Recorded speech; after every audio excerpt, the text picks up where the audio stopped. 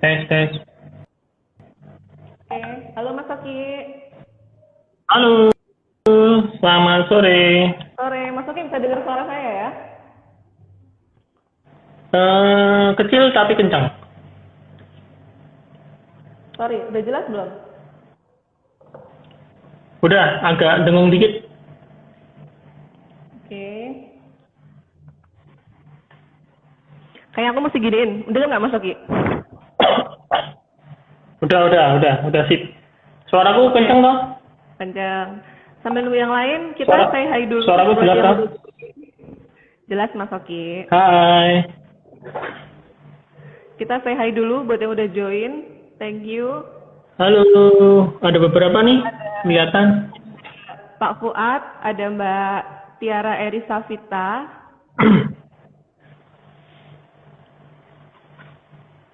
Baru 8 Mas Oki. Kita tunggu aja ya sambil tunggu pas 3 kita mulai 1 menit lagi. Oke.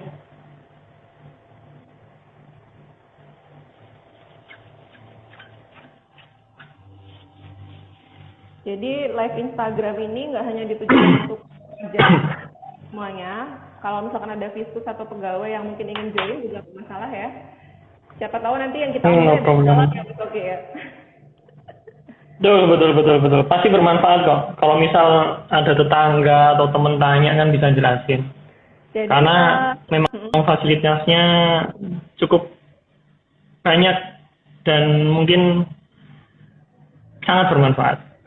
oke, untuk teman-teman yang mungkin follow sosial media KPP Pratama Sleman, mungkin udah tahu ya kalau biasanya kita media sosialisasinya sekarang terkait dengan pandemi COVID ini biasanya kita gunakan di YouTube ya Mas, kita bikin podcast. Cuman kebetulan karena sore hari ini saya dan narasumber kita hari ini Mas Oki ada di tempat yang berbeda, jadi sore ini kita bikin beda yang dari yang kemarin-kemarin Mas Oki, kita bikin live Instagram. Oke, Langsung aja kita mulai ya Mas Oki ya. Mungkin siap. sebelumnya selamat datang buat teman-teman kawan pajak semua yang udah meluangkan waktu untuk join di live Instagram kita pada sore hari ini, KPP Pratama Sleman. Selamat datang juga Mas Oki, makasih waktunya sudah mau join di live Instagram kami. Untuk hari ini kita akan membahas mengenai PMK 86 PMK 03 2020 mengenai perluasan insentif pajak bagi pelaku usaha di Indonesia. Tapi sebelum kita masuk ke PMK, saya mohon izin memperkenalkan dulu narasumber kita sore hari ini. Beliau ini Mas Oki Indra Wijaya. Saya panggilnya Mas aja ya di sini biar lebih akrab. Beliau adalah Mas Bule. Oke. Beliau adalah salah satu account representatif di KPP Pratama Sleman, khususnya tepatnya di seksi pengawasan dan konsultasi 2. Sebelum kita masuk ke topik hari ini, saya mohon izin dulu ya Mas Oki untuk untuk merecap sedikit mengenai apa sih kondisi di bangsa kita kali ini dikaitkan dengan insentif pajak yang diberikan oleh pemerintah kepada para pelaku usaha. Jadi kalau kita ingat-ingat lagi di akhir 2019 kemarin itu kan kita melihat dari media bahwa ada beberapa negara di belahan dunia sana yang sedang bergelut melawan COVID-19 sampai pada akhirnya di akhir Februari ada first confirmed case COVID-19 di Indonesia. Disitulah mulainya outbreak COVID-19 di Indonesia.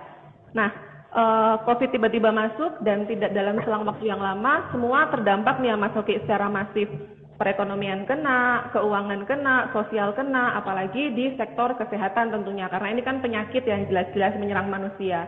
Nah, berbicara mengenai ekonomi, di sini kan kita ketahui bahwa ekonomi itu kan mencakup dua sisi ya, sisi demand and sisi supply-nya, di mana dua sisi ini semuanya terpengaruh oleh adanya pandemi COVID-19 ini. Dari sisi demand-nya jelas banyak sekali masyarakat yang tiba-tiba jadi pengangguran, tingkat penganggurannya naik, otomatis dari masyarakatnya berkurang, dan tingkat konsumsi jadi turun. Nah, dari sisi supply-nya juga, kita semua tahu bahwa banyak sekali kegiatan usaha yang sangat terpengaruh oleh adanya pandemi COVID-19 ini. Banyak yang terpaksa tutup gara-gara PSBB, atau bahkan kekurangan bahan modal, karena mobilitas bahan modal ini kan juga sempat terganggu kemarin ya selama masa PSBB. Nah, situasi ini oleh beberapa pakar disebut sebagai unprecedented event, yaitu event yang memang sebelumnya tidak pernah disangka-sangka akan terjadi di Indonesia, bahkan di belahan dunia lainnya. Cuman ini terjadi dan sekarang mempengaruhi kehidupan kita secara masif dan dampaknya bagi banyak orang sangat terasa ya Mas Oki. Nah di sini apa yang dilakukan pemerintah untuk mengatasinya? Pemerintah otomatis untuk mengatasi event yang luar biasa saat ini juga harus menempuh cara-cara yang extraordinary. Banyak sekali kebijakan maupun peraturan baru yang dikeluarkan pemerintah. Salah satunya nih mengenai adanya perombakan APBN.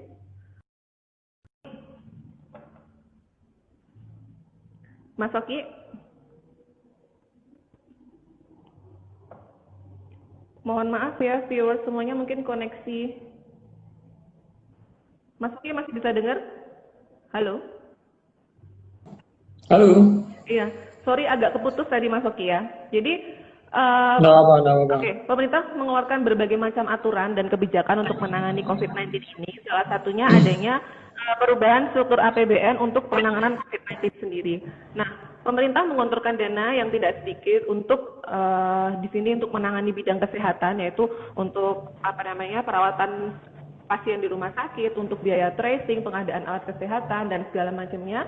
Juga ada satu program khusus pemerintah untuk menangani COVID, salah satu dampak COVID-19 ini yang diatur dengan peraturan presiden, yakni program pemulihan ekonomi nasional atau yang sering kita sebut dengan program PEN. Nah, program PEN ini diadakan untuk atau dilaksanakan untuk memperbaiki kondisi perekonomian supaya kita bisa survive kembali ya. Nah, namanya mengatasi perekonomian, otomatis program PEN ini juga mencakup dua sisi tadi, baik sisi supply maupun sisi demand-nya. Dari sisi demand sudah jelas, kalau pemerintah sempat menggelontorkan semacam bansos atau subsidi atau intinya untuk pemeliharaan sosial bagi masyarakat supaya konsumsinya terjaga. Dan dari sisi supply, pemerintah juga menggelontorkan dana yang tidak sedikit juga, kalau lebih kurang sekitar 400 triliun itu untuk digelontorkan ke beberapa sektor seperti Pemda untuk membantu Pemda memulihkan ekonomi daerah masing-masing, di sektor korporasi salah satunya untuk dukungan terhadap BUMN, dan dua yang paling besar nih Mas Oki, untuk UMKM dan insentif pajak. Nah, kenapa UMKM mendapat porsi yang cukup besar? Karena kita ketahui sendiri bahwa sebagian besar PDB Indonesia itu berasal dari perputaran uang di UMKM, sekitar 60% ya kalau nggak salah. Dan untuk insentif pajak ini juga diadakan atau digunakan pemerintah sebagai stimulus supaya para pelaku usaha ini bisa segera bangkit dari keterpurukan dan survive kembali di masa new normal ini ya Mas Oki. Berbicara kita mulai mengerucut ke insentif perpajakan nih ya. Kalau insentif perpajakan kan diatur dengan peraturan Menteri Keuangan. Dulu awalnya ada PMK 28, setelah itu diubah dengan PMK 44 dan yang terakhir ada PMK 86 yang baru aja launching nih ya Mas Oki.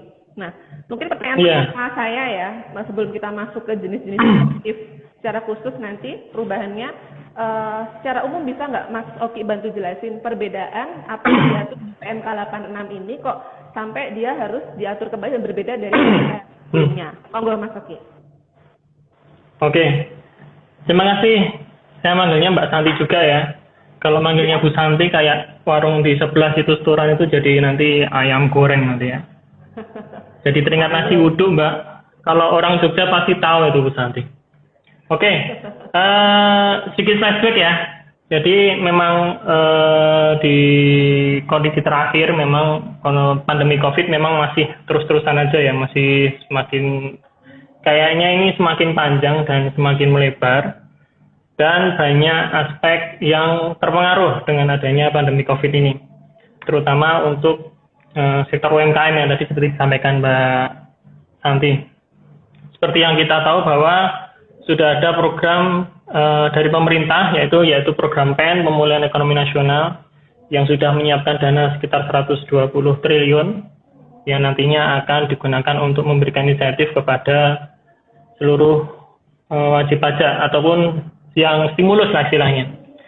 Dan juga dari sisi perpajakan sendiri, target pajak juga sudah mulai diturunkan ya Mbak Santi ya, dari 1.642 triliun menjadi 1.189 triliun.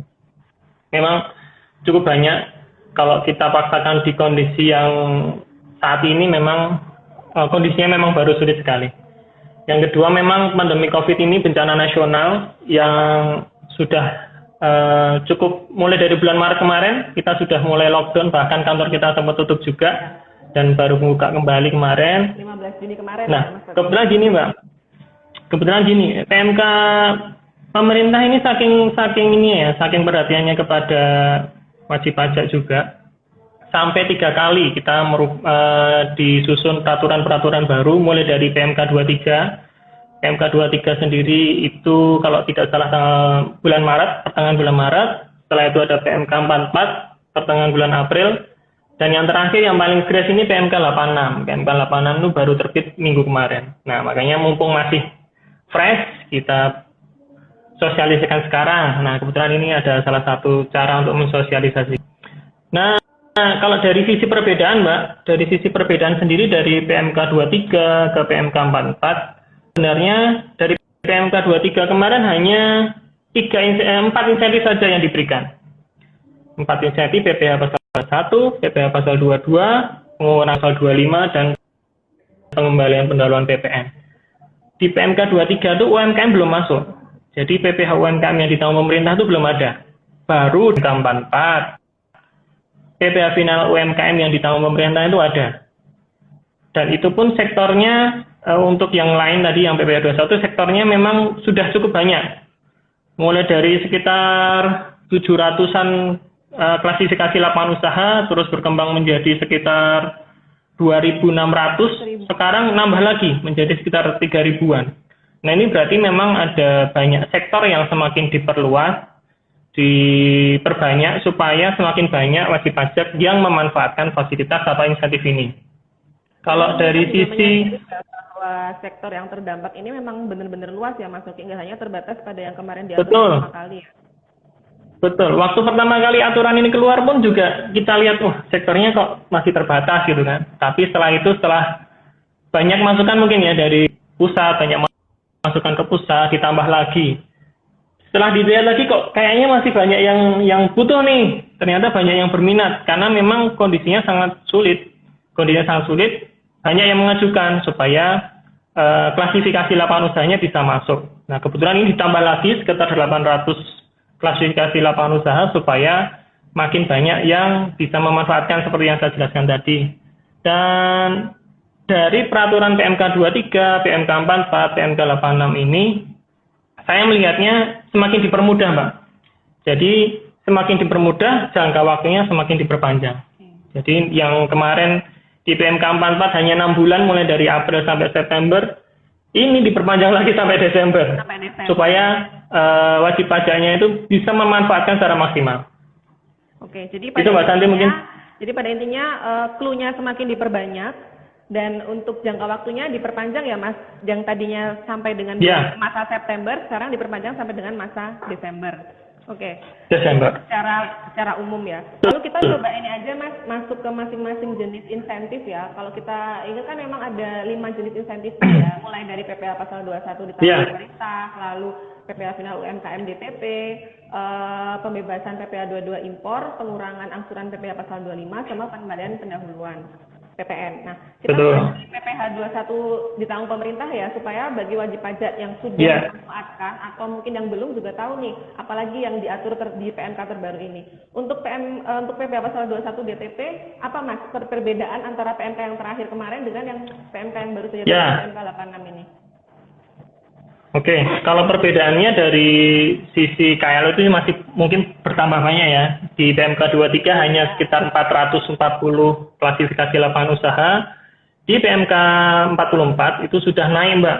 Jadi nambah 600-an. Jadi 1062 KLU, termasuk wajib pajak KIT, kawasan industri itu, dan kawasan berikat.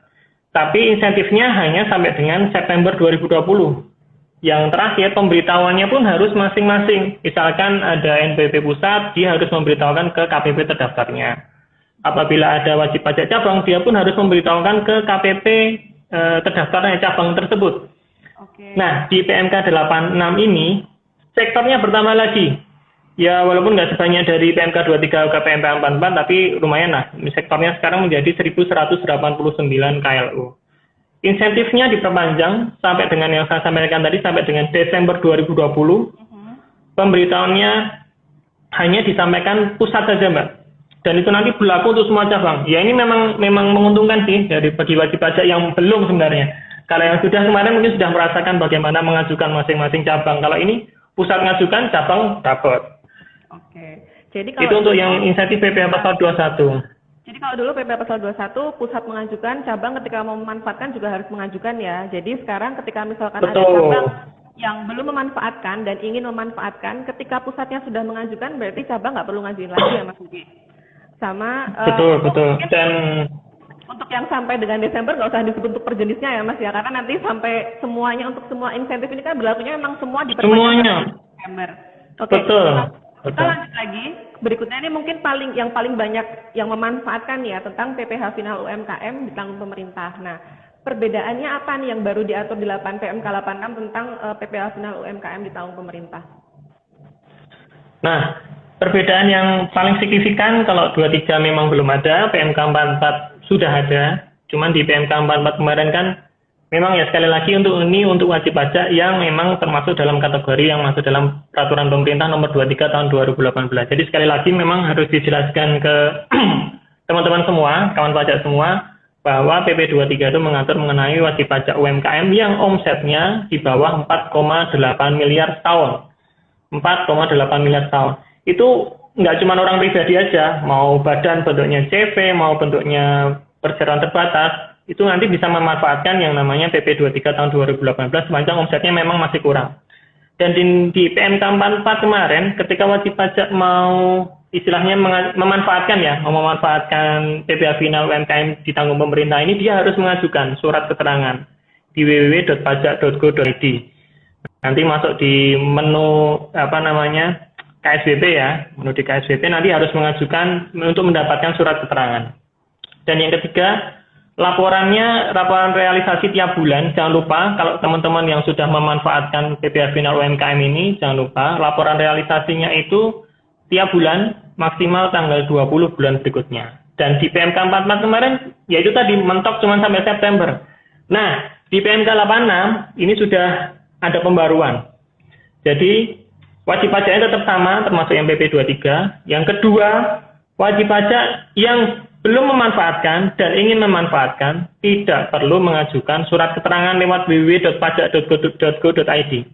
Hanya cukup menyampaikan laporan realisasi. Bedanya dengan PMK 44, kemarin harus buatkan surat keterangan. Dan setelah itu melaporkan laporan realisasi ya. Kalau sekarang hanya menyampaikan laporan realisasi saja.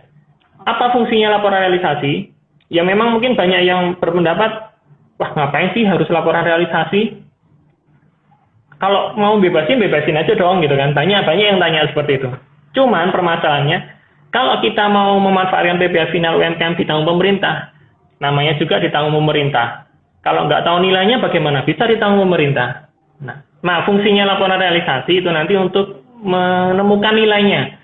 Sebenarnya nilainya berapa sih PPh final yang notabene teman-teman kawan pajak yang misalkan menggunakan PP 23 0,5% ya. 0,5% dikalikan omset per bulan. Di masa pandemi saat ini memang sangat dibutuhkan ini. Karena untuk usaha saja, apalagi untuk bayar pajak. Jadi hanya wajib pajak nanti teman-teman kawan pajak hanya perlu menyampaikan laporan realisasi. Itu sudah dianggap mengajukan surat keterangan. Enak banget. Jadi hanya mengajukan laporan realisasi. Nah, satu lagi Mbak. Ini teman-teman kalau mau mengajukan laporan realisasi, bagaimana caranya? Teman-teman harus punya EVIN dulu. Nah, sekarang kalau teman-teman mau mengajukan EVIN, kalau zaman dulu waktu sebelum pandemi mengajukan EVIN, orangnya harus datang sendiri nih ke kantor. Ngajukin EVIN, terus bawa fotokopi KTP sama NPWP. Kalau sekarang, semua pelayanannya via email. Jadi nanti teman-teman yang mau mengajukan EVIN, oke lah, silakan mengajukan. Nanti registrasi di DJP online, terus laporan realisasi. Hanya menyebutkan omset dan nilainya saja ya Mbak Santi ya. Omset dan nilainya saja. Nanti kami bisa mengkalkulasi berapa sih nilai ditanggung pemerintah yang ditanggung. Terus laporan realisasinya tetap sama sampai dengan tanggal 20 bulan berikutnya. Oke. Jadi kalau misalkan saya baru tahu nih Mas tentang insight, saya baru dengar dan saya mau memanfaatkan, berarti mulai masa Juli ini saya cukup tinggal laporan aja ya, paling lambat tanggal 20 Agustus. Betul. Oke, jadi nggak perlu daftar. Betul. Yang penting Betul. aktifasi akun DJP online-nya, lalu besok saya cukup tinggal laporkan aja supaya pemerintah tahu ya berapa pajak yang harus ditanggung oleh pemerintah sebagai pengganti pajak Iya, yang harus dibayar kalau oleh UMKM.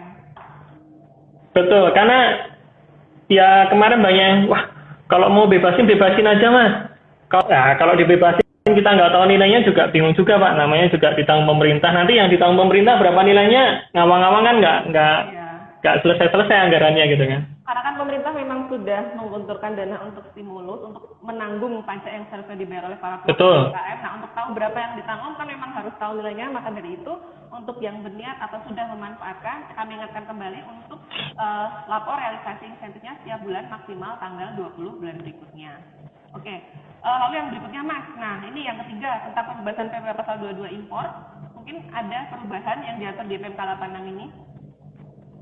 Nah, pembebasan PPh pasal 22 impor ini juga sama Mbak seperti PPh pasal 21 tadi. Tadi jumlah sektor-sektornya bertambah dari 23 102 KLU, terus yang di PMK 44 431 KLU, dan di PMK 86 ini sektornya bertambah menjadi 721 KLU. Notabene dari awal kemarin sampai sekarang sektornya bertambah 600.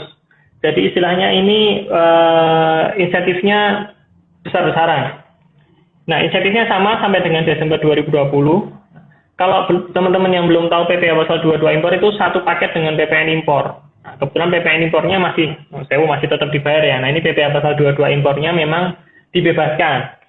Nah, yang membedakan dari PMK 44 dan PMK 86, kalau dulu pelaporannya 3 bulanan, Mbak. Jadi April, Mei, Juni, itu dilaporkan kemarin, tanggal 20 Juli. Kalau teman-teman belum lapor nih, segera lapor nih, jangan sampai kelupaan nih. Kalau nggak lapor nanti dapat surat dari kami, supaya tetap melaporkan. Nah, untuk yang baru, yang mulai bulan Juli, ini pelaporannya nanti tiap bulan. Ya, paling tiap bulan paling lambat tanggal 20 bulan berikutnya. Jadi sama, tetap maksimal tanggal 20. Jadi kalau bisa saran kami ya, jangan mepet-mepet tanggal 20 lah. Tanggal 20 itu memang tempat menumpuknya laporan-laporan, mulai PPh 21, 23, semua di tanggal 20. Apalagi kalau ada laporan realisasi nih. Iya, lagian kalau bisa lebih awal, ngapain nunggu sampai deket waktu deadline-nya ya Mas Oki ya? Betul, karena kan hitungannya sebenarnya sudah ada ya. Ya cuman mungkin waktunya saja yang belum ada. Oke, lalu yang berikutnya untuk yang pengurangan angsuran PPh pasal 25, selain jangka waktunya diperpanjang sampai dengan Desember dan pelaporannya diganti setiap bulan atau setiap masanya, itu ada nggak perubahan baru yang diatur?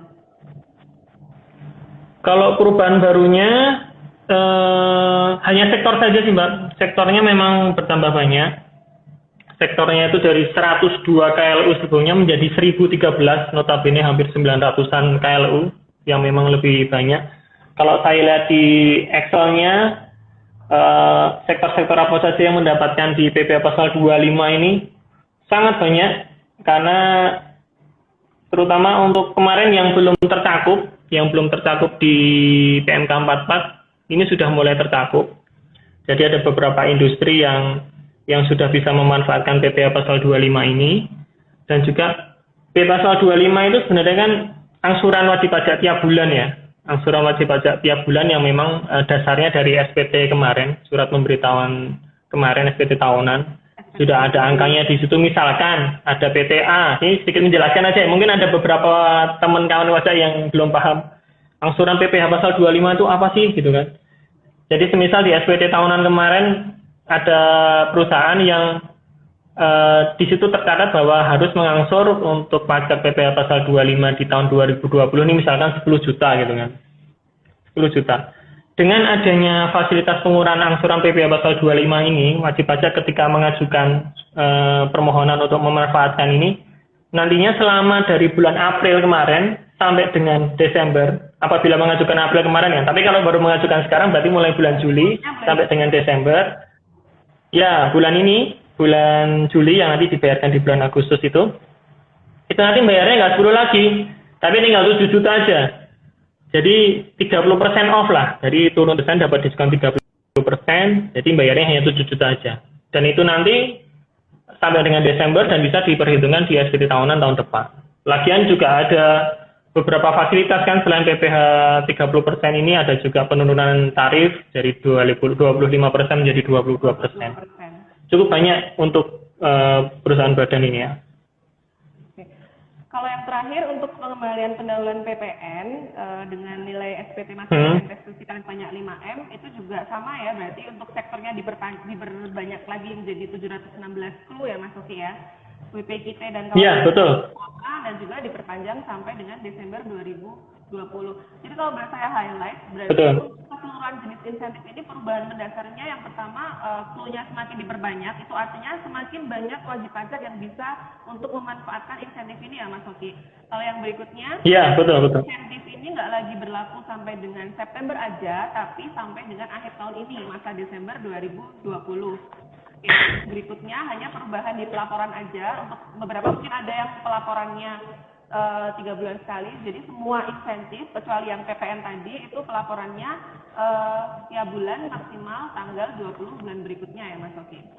Jadi betul. Banyak dan sekarang juga dipermudah, jadi silahkan kepada wajib pajak dan kawan pajak sekalian yang memang bisa untuk memanfaatkan, monggo memanfaatkan aja, karena pemerintah memberikan dana kepada para wajib pajak, para pelaku usaha itu supaya sebagai stimulus supaya dana yang seharusnya mungkin untuk bayar pajak bisa dipergunakan untuk mungkin ekspansi usaha atau mungkin untuk membayar atau membiayai apa yang memang bisa dilakukan untuk membuat usaha juga bisa lebih survive lagi ya Mas Oki ya.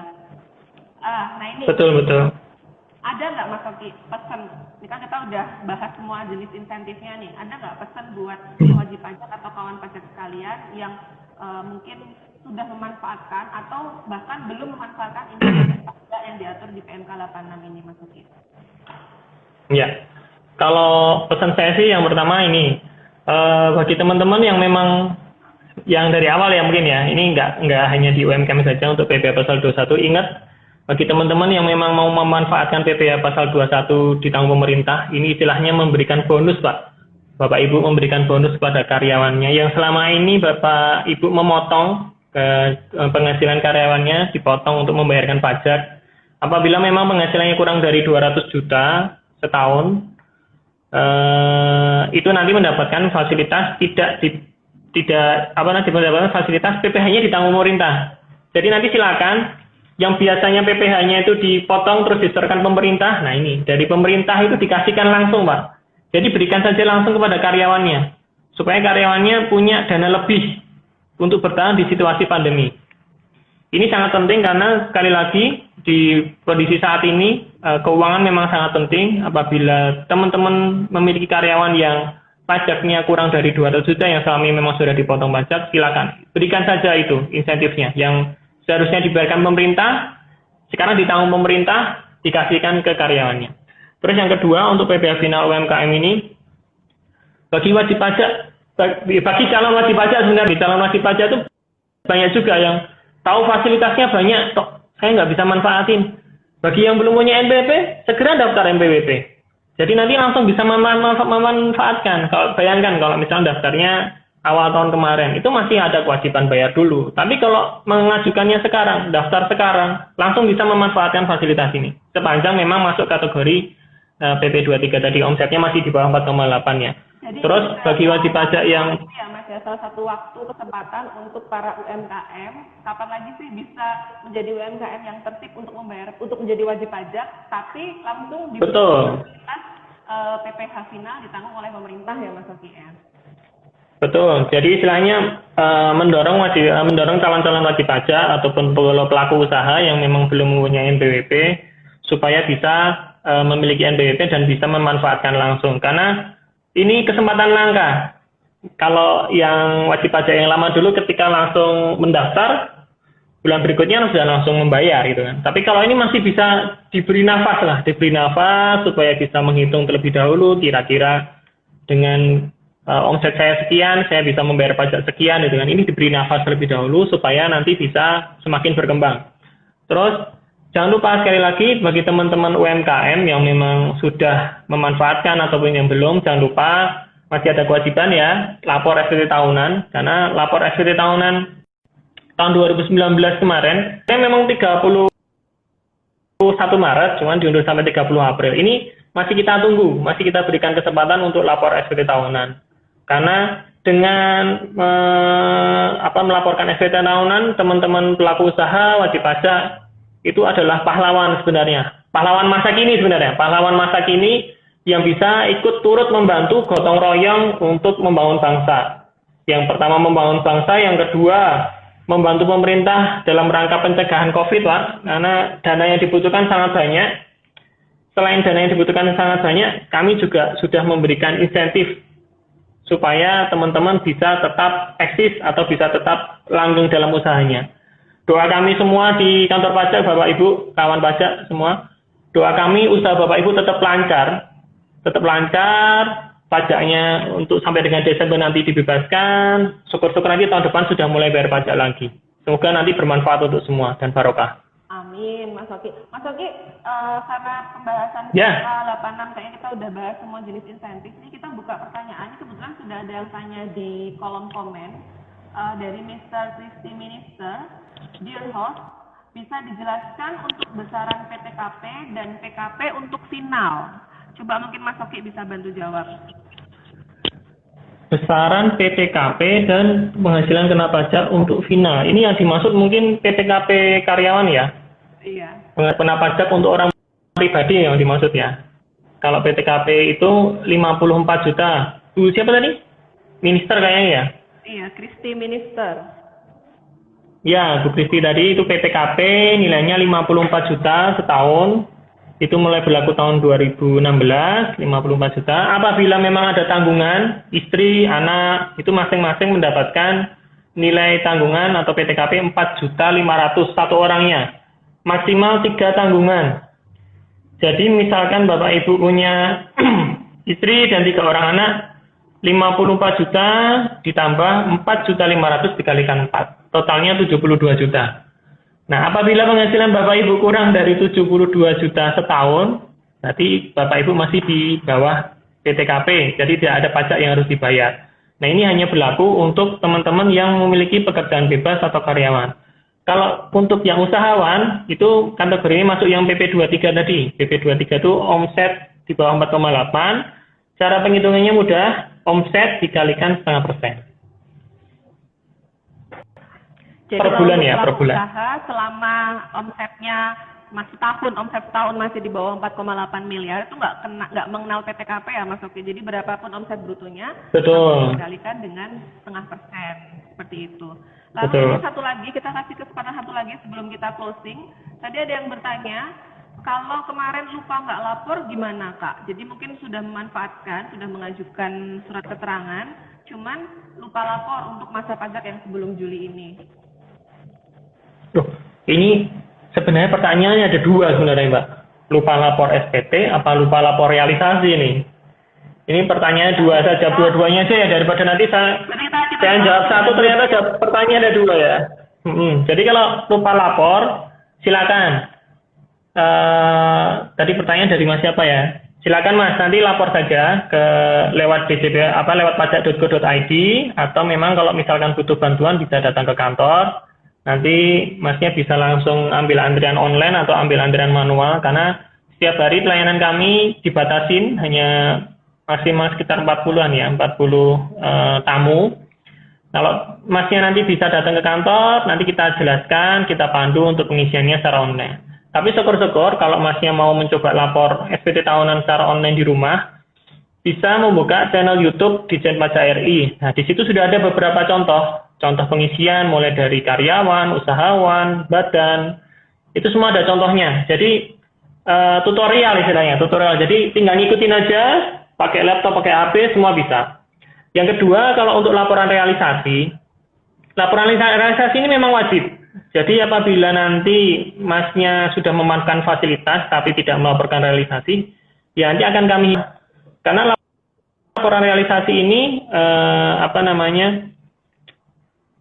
tidak membatasi ya. Memang ada batasannya tanggal 20. Tapi memang tetap kami tunggu. Jadi sebisa mungkin tetap dilaporkan walaupun terlambat. Karena ada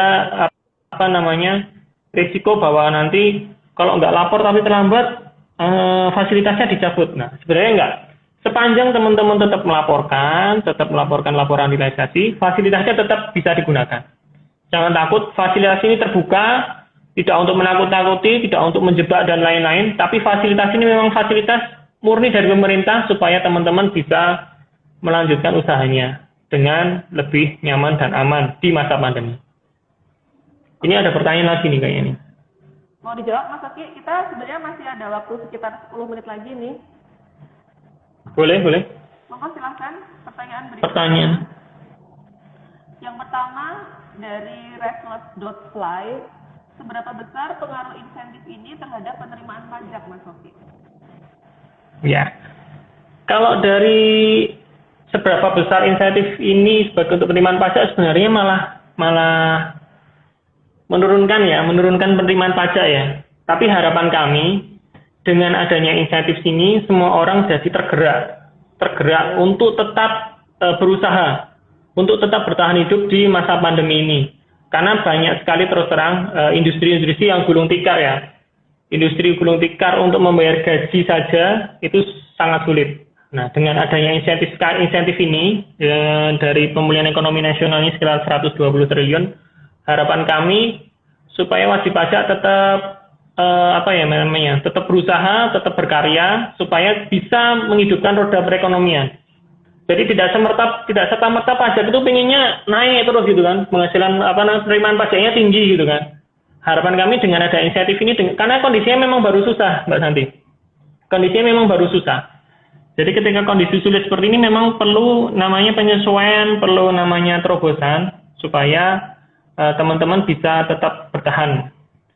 Terus kalau dari sisi penerimaan sih memang turunnya cukup tajam ya. Tadi memang dari target penerimaan pajak sendiri kita diturunkan dari 1.600 menjadi 1.189 triliun ini. Tapi tidak serta mengurangi semangat dari teman-teman di kantor pajak karena masih banyak bidang-bidang tertentu ya.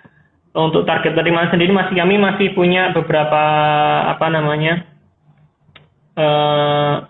terus terang aja nggak semua terpengaruh kan. Karena sekarang itu semua serba online juga malah bisnis online sekarang yang malah naik. Nah, mungkin itu nanti yang bisa kita tidak lanjuti. Ada pertanyaan lain, Mbak Santi?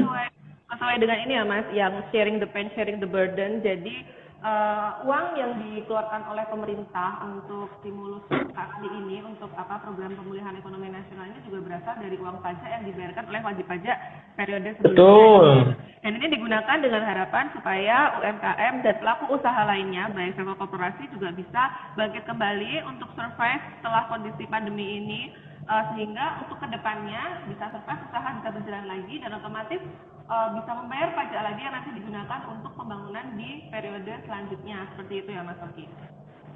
Iya, betul. Sepakat Mas Oki ya? Oke, jadi sepakat, memang betul itu Mbak Santi. Kami akan kembali, jadi untuk para wajib pajak yang sekarang mungkin baru tahu bahwa ada insentif, mohon dimanfaatkan aja karena memang tujuannya baik untuk para wajib pajak sekalian supaya dana yang tadinya akan dikeluarkan untuk membayar pajak ditanggung pemerintah dan bisa digunakan untuk memperbaiki usahanya atau memulai lagi usaha yang sebelumnya sempat terhenti karena PSBB kemarin. Nah, kayaknya itu aja Mas Oki. Untuk selanjutnya ini pertanyaan teknis. Untuk pertanyaan teknis, sekali lagi khusus untuk KPP Pratama Sleman, sejak mulai outbreak COVID kemarin dan ada pelayanan tatap muka ditutup, kita jalur komunikasi beralih ya Mas Oki, yang tadinya tatap muka, sekarang kita layani secara online, baik itu melalui WhatsApp petugas helpdesk maupun ke masing-masing akun representatif sesuai dengan wilayah wajib pajak terdaftar. Jadi untuk membatasi perkumpulan dan pergerakan mobilitas wajib pajak, kalau misalkan ada pertanyaan terkait apa sih yang mau diketahui tentang insentif ini atau teknis pelaporan atau pertanyaan-pertanyaan lain seputar perpajakan, kawan pajak bisa menghubungi link tr.ii/pajaksleman. Nanti di situ kawan pajak semua bisa masuk ke layar konsultasi online dan silakan memilih konsultasi dengan helpdesk untuk masalah umum atau nanti bisa hubungi AR masing-masing atau akun representatif masing-masing sesuai dengan wilayah wajib pajak terdaftar. Jadi komunikasi sekarang beralih ya Mas Oki, tadinya harus antri datang tunggu di helpdesk untuk konsultasi. Sekarang bisa melalui WhatsApp atau nanti bisa by phone dengan AR masing-masing seperti itu. Kayaknya itu aja Mas Oki pembahasan kita kali ini. Siap. Terima kasih buat semua kawan pajak yang udah join. Mas Oki udah meluangkan waktunya, semoga bermanfaat dan kami mengajak kembali sekali lagi kepada para kawan pajak yang sudah mengetahui bahwa ada insentif ini cepat mengajukan, dan bagi yang sudah mengajukan dan sudah memanfaatkan, jangan lupa untuk melaporkan setiap bulannya maksimal tanggal 20 bulan berikutnya. Harapan kami sih semoga kawan pajak sehat selalu, insentif ini bisa membantu usaha bisa survive kembali dan keadaan kita semua, perekonomian kita pada umumnya bisa kembali lebih baik lagi dari sebelumnya. Oke, thank you Mas Oki. Sampai ketemu di Ya, sama-sama Mbak Santi. follow terus sosial media kami dan sampai jumpa. Ya, sampai jumpa kawan pajak.